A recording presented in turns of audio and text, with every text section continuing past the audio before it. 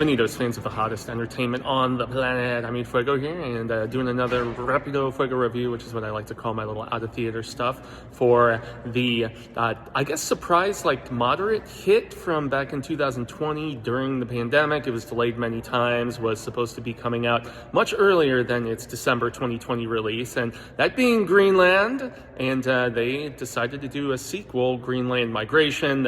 It doesn't say two, when we're actually, seeing the initial like title card hit and stuff like that. So once again, we have Morena Baccarin, Gerard Butler, and the son, who I'm not sure if they recast or just used the same kid, but he's 5 years older now. But in any event, so I actually was pleasantly surprised by the original Greenland because of the fact that a lot of disaster movies are dumb as all hell, and yet in the case of the original, I was relatively impressed. It was much better and smarter in a lot of ways, and better acted than it had any business being. And so that one cost around $30 million, and they decided to nearly triple the budget for this one.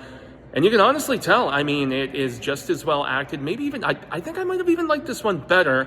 And it's because it does go for the Cameron sequel sort of situation where, everything has to be bigger and grander and larger in scale and far more sprawling and everything like that. Because, the Garrity family, which is who we see pictures in the poster here, and the very select few that were able to actually get to this bunker in Greenland, well, there are a lot of just indications that things are going south, because after that Clark comet hit and, was broken up into pieces, there was the major impact point, which was in Europe, but I mean, tectonic plate shifting, there's still all kinds of big radiation storms and stuff like that. So, there's every indication that they need to get the hell out of their bunker spot. And so they journey to Europe and to that main, point of impact of the Clark comet and stuff. And so, you can definitely see the money on the screen in this, in that impressive capacity.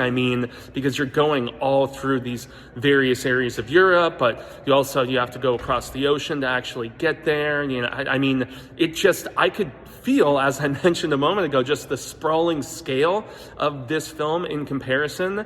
And the acting is just as good. Absolutely gorgeous cinematography.